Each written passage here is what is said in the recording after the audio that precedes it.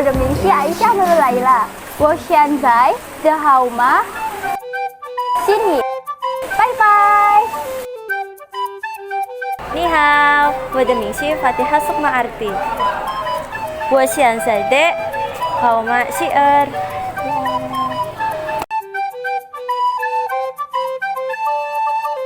你好，我的名是 Nesya Bella Halim， 我现在的号码RCU。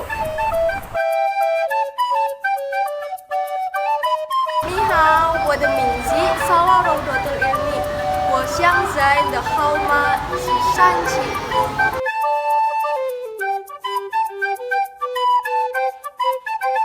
你好，我的名是 Salman Razisa， 号码Kuensi 你好，我的名是 Sofiatan Aziza， 我现在的号码32。你好，我们来自美美小组，接下来1分钟 Minkes Show Sidawolo Titik Indiani。我们来自SHR TKJ Siyingming Cilacapan。Jam Shansi 来自松关的温和。黑吉苏，开了。一千元是。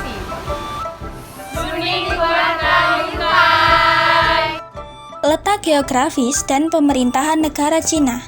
Cina adalah negara di Asia Timur dengan populasi terbesar di dunia, mencapai sekitar kurang lebih 1 miliar jiwa yang merupakan 19% dari total populasi dunia.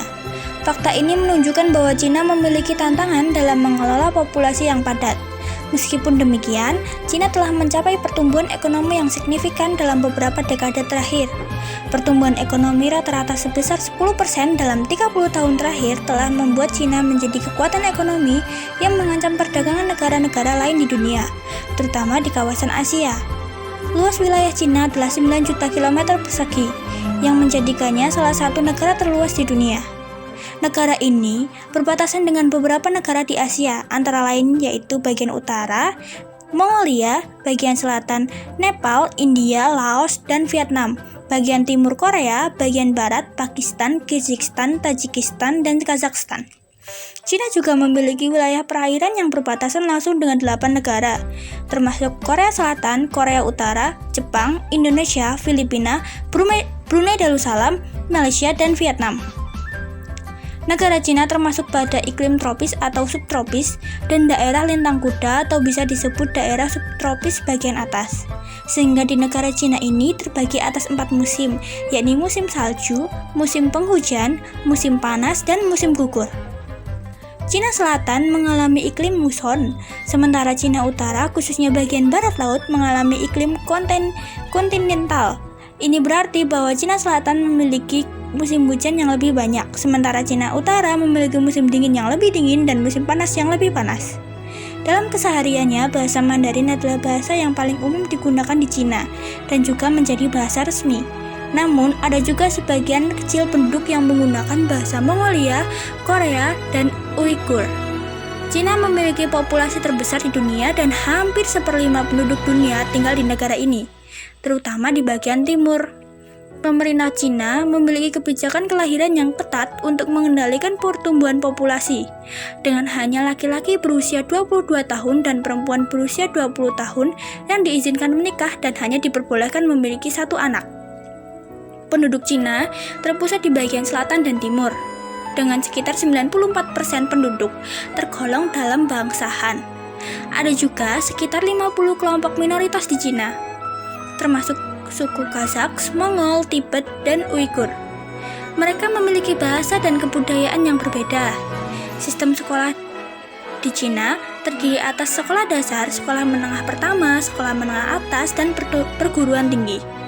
Cina memiliki banyak lembaga pendidikan tinggi termasuk universitas dan sekolah teknik. Secara politis, Cina mengalami perubahan signifikan sepanjang sejarahnya, mulai dari kerajaan, revolusi, hingga berdirinya Negara Komunis Republik Rakyat Cina atau RRC pada tahun 1949 di bawah kepemimpinan Mao Zedong.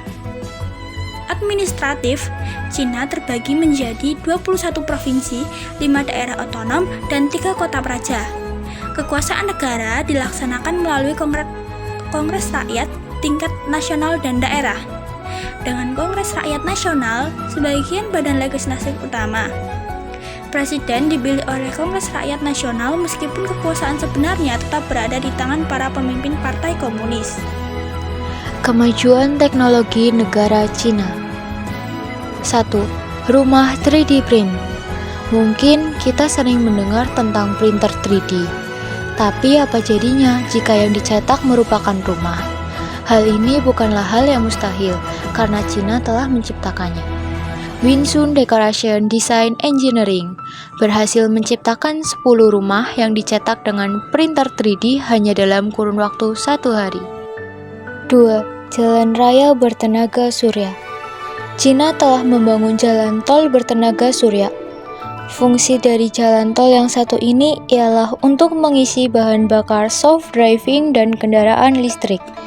Tidak tanggung-tanggung, jalan tol yang bisa mengisi tenaga kendaraan listrik ini memiliki panjang 161 km Hangzhou di timur Cina, ke pelabuhan dan pusat industri Ningbo di selatan timur Cina. 3. Panel tenaga surya apung. Panel surya apung terbesar di dunia ini dibangun pada tahun 2015, tepatnya di Provinsi Anhui. Fasilitas tenaga surya ini dibangun di atas penambangan batu bara yang terkena banjir. Jadi, Cina sangat memanfaatkan kondisi alam untuk mulai beralih dari bahan bakar fosil. 4. Transit Elevated Bus. Pada pameran teknologi tinggi internasional Beijing ke-19 tahun 2018, Transit Elevated Bus pertama kali diperkenalkan. Teknologi moda transportasi massal ini dirancang untuk bisa mengangkut 1.200 orang. Bus ini akan menyusuri jalan, namun di bawahnya tetap bisa dilewati oleh kendaraan lain. Menurut penciptanya, Bai Ziming, biaya pembuatan transit elevated bus kurang dari 1/5 biaya pembuatan kereta bawah tanah. 5. Pesawat tempur siluman C-20. Pesawat tempur siluman C-20 melakukan debut pertamanya pada pameran internasional Zhuzhai Air Show Cina pada 1 November 2016 lalu. C-20 saat ini masuk daftar resmi produksi massal. Dengan banyak inovasi, menjadikan C-20 sebagai jet tempur generasi kelima buatan negeri tirai bambu.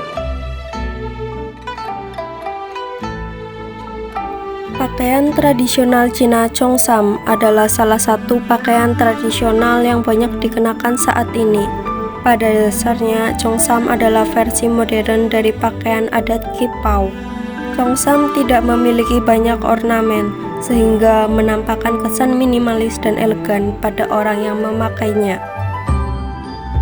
Pakaian adat Hanfu merupakan salah satu pakaian adat Cina yang usianya paling tua. Pakaian ini telah digunakan sejak 4.000 tahun lalu.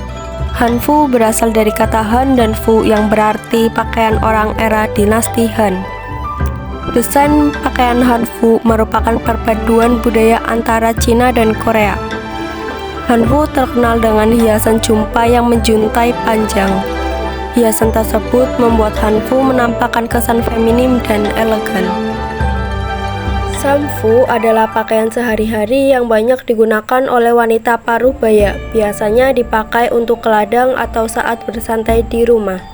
Samfu sendiri sudah populer di kalangan orang Tionghoa bagian selatan, Singapura, dan Hong Kong sekitar abad 20. Pakaian Changsan adalah pakaian tradisional yang dikenakan oleh laki-laki dari Tiongkok. Changsan sendiri artinya adalah baju panjang dan menjadi pakaian formal yang dikenakan oleh orang-orang Tionghoa tertentu yang dianggap dari kalangan menengah ke atas. Pakaian tradisional ini sudah mengalami revolusi dan telah dimodifikasi menjadi baju dengan model yang lebih modern. Jubah labu adalah pakaian adat Cina yang dikhususkan untuk kaum laki-laki. Pakaian ini adalah pakaian khusus untuk perayaan Tahun Baru Cina, sehingga orang-orang akan banyak menggunakan pakaian ini setahun sekali. Oleh karena itu, jubah labu termasuk ke dalam golongan pakaian spesial. Pakaian tradisional Cina satu ini dibuat dengan bahan premium, yaitu kain sutra dan kain brokat yang indah. Tak hanya itu, pakaian jubah labu dijahit khusus menggunakan benang emas yang indah. Great Wall of China atau Tembok Besar Cina. Wisata di Cina ini sudah tak diragukan lagi kepopulerannya. Salah satu 7 keajaiban dunia ini menjadi destinasi favorit wisatawan dari seluruh belahan dunia. Tembok Besar Tiongkok memiliki panjang 8.850 km. Tembok Besar Tiongkok merupakan struktur buatan manusia terpanjang di dunia. Forbidden City atau kota terlarang terletak di jantung kota Beijing dan harus dikunjungi ketika kamu mengunjungi negara ini. Forbidden City merupakan bangunan terbesar dan terpenting di Cina. Forbidden City juga dibangun antara 1406 dan 1420 sebagai kediaman 24 kaisar Ming dan Qing. Forbidden City memiliki luas sekitar 720.000 meter persegi. Terakota Army atau pasukan terakota merupakan kumpulan 8.099 terakota berbentuk tokoh prajurit dengan kuda ukuran asli. Terakota adalah tembikar yang terbuat dari tanah liat, dan terakota Army terletak di dekat makam dari kaisar pertama dinasti Qin, Qin Shi Huang. Terakota dibangun pada 210 sampai 209 sebagai bentuk seni pemakaman dengan maksud untuk melindungi Kaisar Qin sesudah kematiannya. Pudong, sebuah distrik di Shanghai yang terletak di sebelah timur Sungai Huangpu. Pudong Skyline sangat indah untuk diamati pada malam hari. Sungai Huangpu yang tenang kontras dengan lampu-lampu kota yang gemerlap menjadikan tempat ini menarik dinikmati. Kehidupan malam di Pudong Skyline dipenuhi dengan berbagai kegiatan dengan berbagai tempat terbuka. Giant Panda Chengdu merupakan daerah yang dikenal akan konservasi pandanya. Di sini, kamu memiliki kesempatan untuk menyaksikan sebanyak sekumpulan panda melakukan rutinitas harian mereka, mulai dari mencari makan hingga bermain di lingkungan besar seperti taman. Yang selanjutnya ada makanan khas Cina. Untuk yang pertama ada kue tiao. Rasanya makanan yang satu ini sudah tidak asing lagi di telinga kita. Sudah banyak restoran-restoran yang menjajakan kue tiao sebagai salah satu menunya.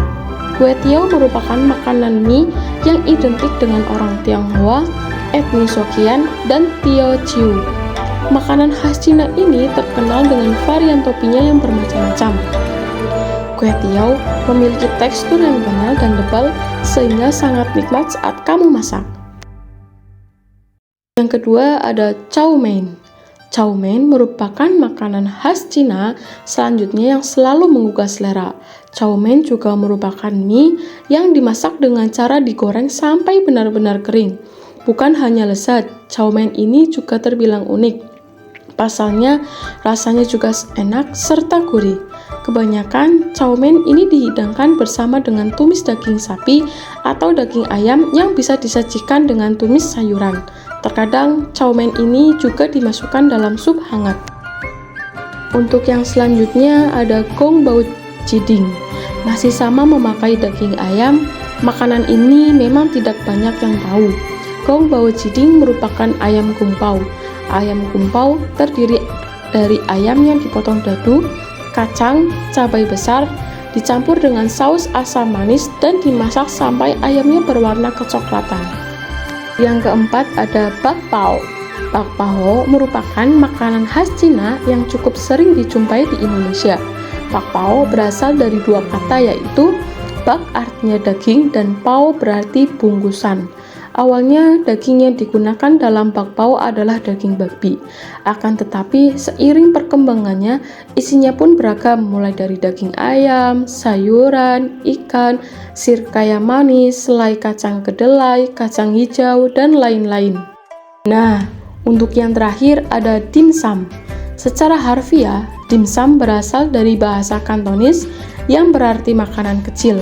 Secara keseluruhan, makanan ini disebut yunca. Sesuai dengan namanya, dimsum adalah kudapan khas Tiongkok yang sejenisnya beragam mulai dari siomay, hakau, mantau, hingga bakpao. Kesimpulan dari pembahasannya sebelumnya adalah bahwa kebudayaan Cina memiliki sejarah yang sangat kaya dan panjang yang mencangkup berbagai aspek seperti bahasa, seni, filosofi, agama, makanan, serta sistem sosial dan politik yang unik. Kebudayaan Cina telah memberikan kontribusi besar terhadap peradaban dunia dan warisan budayanya masih terus hidup dan mempengaruhi banyak aspek kehidupan global hingga saat ini.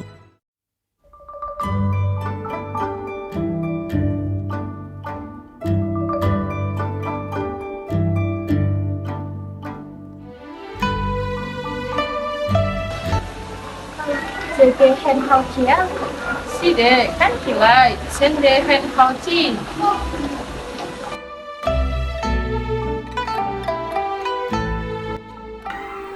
那是先你是我，那是来自中国的食物，不是吗？你好，你在说什么？我们在看直播。来这里加入。这是电信的。是的，谢谢一朵电视的中国电信。拜日中国的吃啥？好的，你是天我不买的。关掉。